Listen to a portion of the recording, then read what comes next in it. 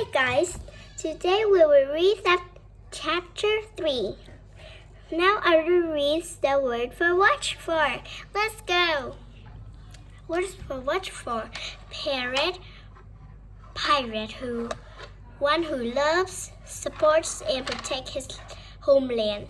Cinda and the pirate. When Cinda was a child, America was fighting for its freedom from England. It was hard time for children like her, with her father and brothers away in the war. Cindy and her mother probably had to work twice as hard. Cindy lived on a farm, and like many girls in her age, she had to milk the cows and breed the egg from the chicken. From Cinda had time to play. She probably played with the small animals in the barn. Girls her age also learned to sew and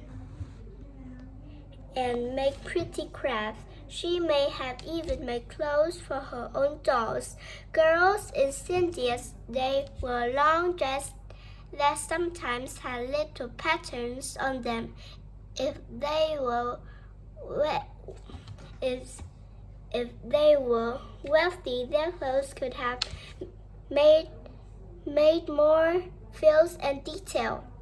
They usually were butted on their head to keep the sun out from their eyes. When it was cold outside, they may have worn a thick cap or coat to keep out the chilly wind. We'll read the next story. Word Hurrish. Words to watch for: South Carolina, Satin, Scar, Lord Cornwall, a Gambit who was in charge of the British Army during our war for independence. Cinda's colony. This story is considered folk until it was retold by her grandmother to her grandchild, and they retold it to their child. Finally, it was written down so many children could read it today. Long ago, when this country was ours, very new, a little girl named Cinda lived in South Carolina. We are fighting for our freedom from England at that time. But Cinda was too small to understand much about that. She helped her mother in the morning and learned to sew and knit, as all girls did in those days. After her work was done, she played with the kittens and the chicken in the barnyard.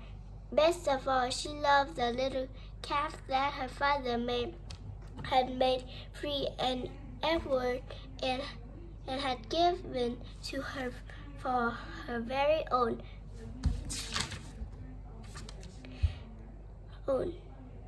Whenever Cinda went, the calf followed her. The calf would have come into the house, but Cinda's mother shooed her away every time she tried. So the first year passed, and then the second, the calf became a full-grown cow. But still, Cinda spent much time in the barnyard playing with her. Cinda had grown too, and she understood about wars. First her father and then her brother had gone away to fight for the country. At last, only Cinda and her mom were left at home to care for the little farms. Even the man who works in the field had gone to war, and the woman had to milk the cows and tend the rice field. Cinda was not afraid. However, even when the British Army camped within 3 miles of the farm, she knew there was a rusty old gun behind the kitchen door, and she felt very safe. One day she went into the forest to gather sticks of wood. When she returned, her mother met at the door. "Cinda," she cried, "they came and drove free and Edward away." "Who did it?" gasped Cinda, the British soldier. They tied a rope around her horns and took her to their camp. She was our only cow, and we needed the milk. Cinda didn't want to hear any more. She dropped her stick and darted off down the rusty road. Her yellow butt fell back on her shoulder, and her brown curly were covered with dust. 1 mile, 2 miles, 3 miles, she dodged along. At last, she reached the British camp. As she appeared the house as a general, the sentence charged her. Although Cinda heard them, she marched past them without a word.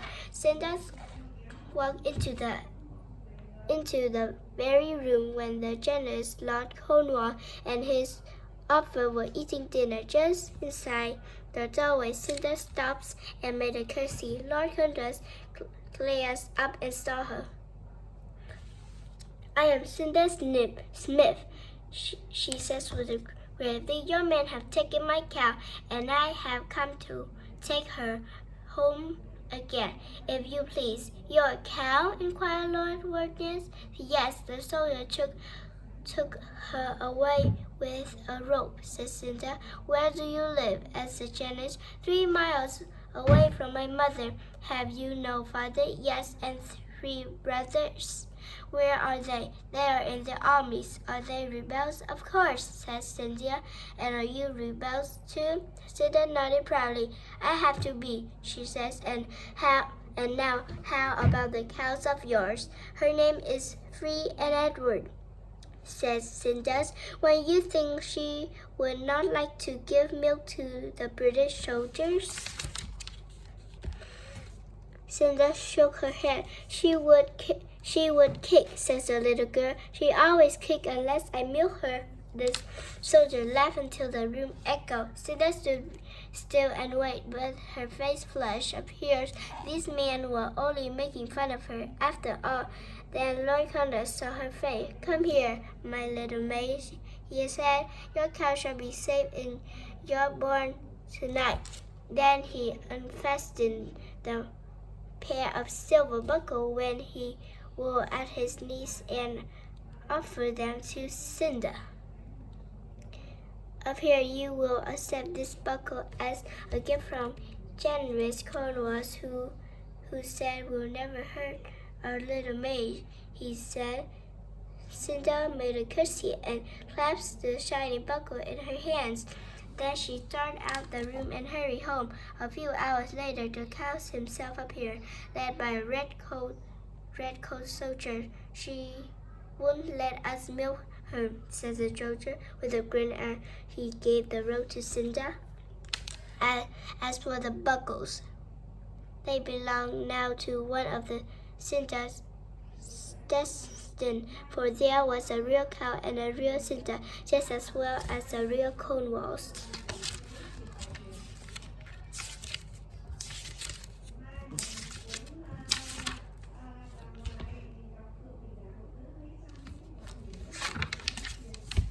Guys, let's read another chapter. Benjamin Franklin, colorful experiment.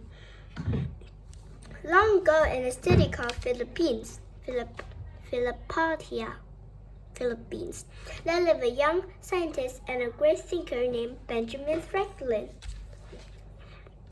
Benjamin was a curious young man. He had many interesting questions in his mind, and he would not rest until he had the answer. One of these questions came to him on the bright winter morning when there was snow all over the ground. He just had to know which color would keep a man the warmest, though which color helped a man stay cool. He didn't waste the time. He took a pair of cloths and laid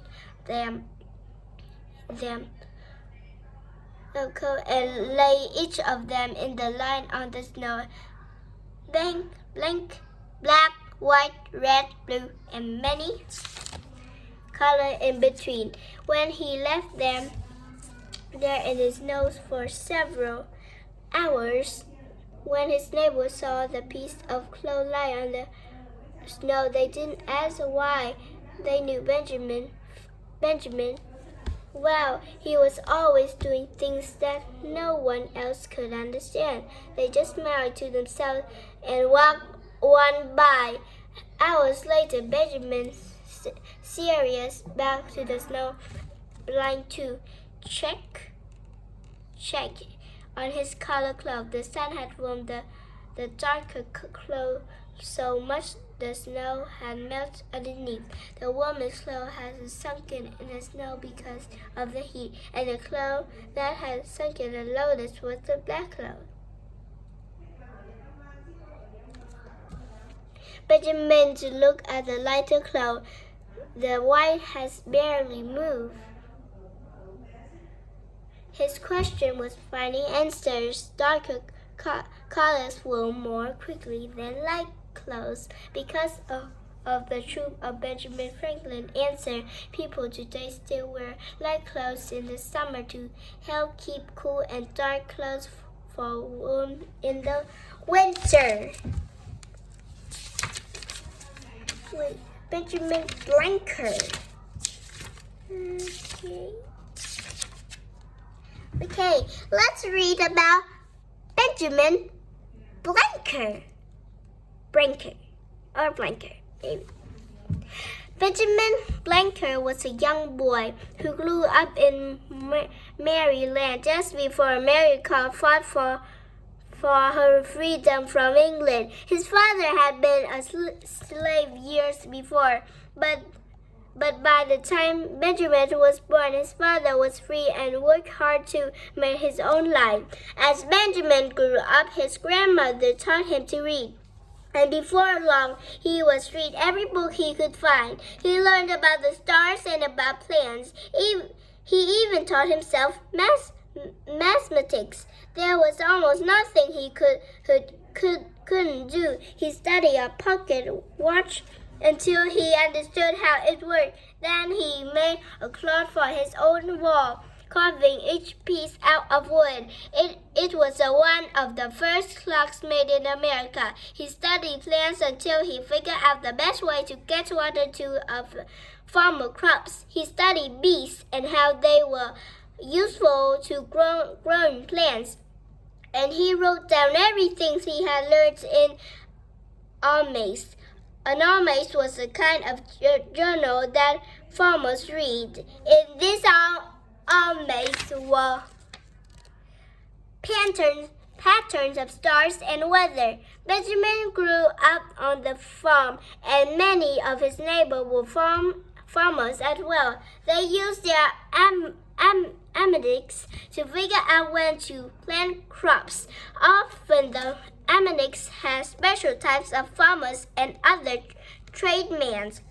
Besides on the scientists, the fisherman likes to read the almanacs to see what the tides could come and the water would be high. Soon Benjamin took over his father's farm, and because of his own legends of science and plants, his farm grew and thrived for many years. Benjamin continued to learn and write. When he was too old to work on his farm, and the people everywhere knew that he was very smart, they began to ask him to do special jobs. One job Benjamin had was very important to our country. He was asked to help measure the land just south of Maryland with a team of servants. This land was so important because it soon became Washington, D.C., for our nation's capital. With Benjamin's help, they measured the whole area, and the planners knew just where to put the buildings, parks, and special monuments. Because Benjamin Blanker worked hard and never stopped learning, he was able to do great things for his friends and for his country. Okay, now we'll read the books. Now we'll read another story. It's called The Little Red reward. Betty lived long ago on the farm in North Carolina. She knew how to clean house, wash dishes, cook, and sew. So, she even knew how to spin wool to make yarn for blankets and clothes. One day, Betty's father said, "Let us go to town tomorrow. President Washington is passing through the South, and he will be in service tomorrow." "Yes," says Betty's brother Robin. "And our company may be asked to march in the parade. One of the boys is going to make a speech of welcome." "I would like to go too," says their mother, "but I can't leave home." "Oh yes, you can, Mother," says Betty. I have stayed here by myself many times, and I can stay tomorrow. You go with Father, and I will take care of everything." The next morning, everyone was up before the sun. Robin was so impatient to start to town that he could scarcely eat anything for breakfast. Mother was so excited that she forgot to put coffee in the coffee pot. At last, everyone had left, and Betty was alone. "I wish I could see the president," she thought to herself. "And I do wish I could see this great couch." Father says that it is finer than the governor. 4 men right in front of it and 4 behind it. The servants were dressed in white and gold. How I wish I could see it all. Betty was not in deal where she was thinking. She washed the dishes and she cleans the house. Since it was not yet time to make dinner, she sat down on the shady porch. "I wonder whenever President Washington looks like his picture," she thought. "Oh, if I could only see him." Suddenly, the sounds of the horse rams jingled to the distance. Betty stood up and shading her eyes with her hands, and she looked down the road. 4 horsemen came along at a gallop. Then there followed a great white couch, trimmed with gold and drawn by 4 white horses. There was 4 horsemen behind the couch, and at last of all came servants. All of them stopped at the gate. A tall, handsome man stepped from the couch and came up to walk. Betty felt as if she could neither move or speak. She remembered, however, all that her mother taught her, and she made a low curtsy as the gentleman reached the step. "Good morning, my little maid," he asked. "I know it's late, but will you give an old man some breakfast?"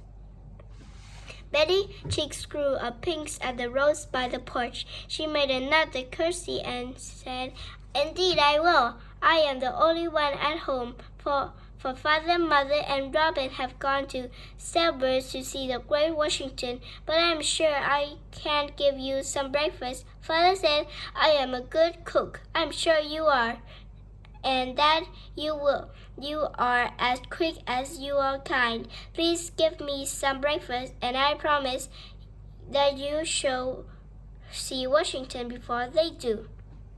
"I will do the best that I can, sir," Betty said. The other men came in and all sat on the porch while Betty worked, getting her mother whitest cloth and the silver that came from England, and she quickly set the table. She brought out a loaf of bread and a jar of fresh honey. Then she ran to the spring house and got yellow butter and rich milk. She had some fresh egg and that had been laid by her own hands. This she dropped into the boiling water. Last of all, she cut them slices of delicious ham. When everyone was ready, Betty went to the porch and invited the men to the table. Her cheeks were now the colors of red rose by the gate. The visitors ate heartily of all the good things Betty had prepared. Then the tall, handsome gentleman rose to leave. "Thank you, my kind little cooks," he asked. "You may now tell your brother, Robin, that you saw Washington before he did.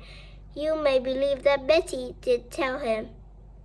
She told it to her children and her children's, and I am telling you today."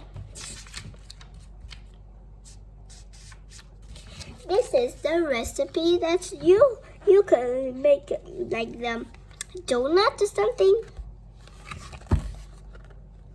It is very yummy. Did you try it? I've tried it before, but I have some of my mother help because I'm not a good cooker.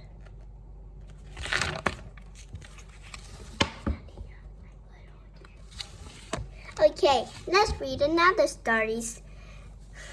It's called the Maker of Our Flag. Our story began on a warm, sunny morning in June 1777 in the little brick house at 139 Arch Street, Philippines, Pennsylvania, lived a young woman named Bessie Ross. For this bright June morning, everything was so neat and clean as Bessie could make it. General Washington had sent word that he was coming to see her about making a flag. On July 4, 1776, American colonies had discovered their freedom in the great descendants of the independence. It was time this new nation had a flag of its own. The clock in the nearby church had just struck 12 when the Cumberland in the chief of the army and the famous Blanker Robin Moss were invited to Bessie Ross' home. When Washington took from his pocket a sketch of a flag, "We are told you the finest needlework in the city," he says. "Here is a drawing of a flag. It has 30 stripes, 7 red and 6 white, with a circle of the 13 stars, white stars in a blue field. Do you think you can make the flag we need?" I am not sure, Generous Washington, but I will do my best to please you." "I must ask," continued Washington, "you make the stars as I am drawn them, but Generous Washington, the stars in the sky seem to have 5 points and yours have 6 points. Please allow me, sir, to show you what I mean." With a simple cut of her scissors, she cut out a perfect 5-point stars. "I have no doubt you are right," says Generous Washington. "You may make 4 as a sample flag as I am direct, but let the stars have 5 points." Never did Bessie Ross do the finger needlework, and a beautiful flag was a type for the nation. When Vermont and Kentucky came into the Union, there was 15 stars and stripes. Later, other new states will admit, and new star and new stripe were added to the flag. But the people did not like to have so many changes made to the flag. "This will never do," they said. "Too many stars and too many stripes will spoil our flag." So it decided that after July 4, 1818, there would be only 13 stripes for each of the first 13 states. But when a new state was admitted into the Union, a new star would be added. One by one, new stars have taken their place. Today, there were 50 stars in the field of blues. Okay, perfect. I made a word. Okay, I am going to read you a poem. Let's hear. Begin a hero. I may not be Washington or Lincoln or Lee, but I can be the best, very best there is to be of me. When those great men were very small, no person then could say that they were grown up to the greatest and be honored men some days. There were boys who liked their fun just as we children do, and if we grew the honest man, we can grow that way too. Let's read the stories. Middle names. Today in America, almost every boy and every girl has a middle name. But in the time of the 13 colonies, very few people had a middle name. It seems strange to people to have more than one name. After the War of Independence, many more people came to the United States. The people need to have a way to know which person was which, so the middle name began to be used. They were not quite like middle names today.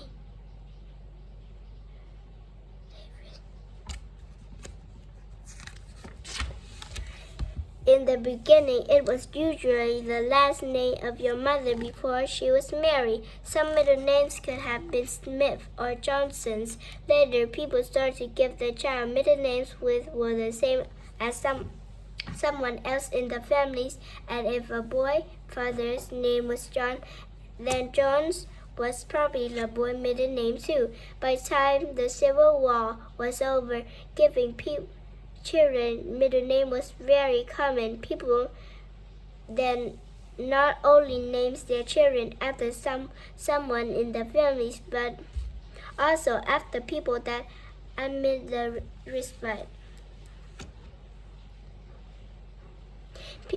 Some people still name their children that way today. Most people in America today give their children names because the names mean something special or reminds names, and middle names make you unlike anyone else because your mother and father chose them with a special response just for you. Okay, this is the end of our reading. Bye!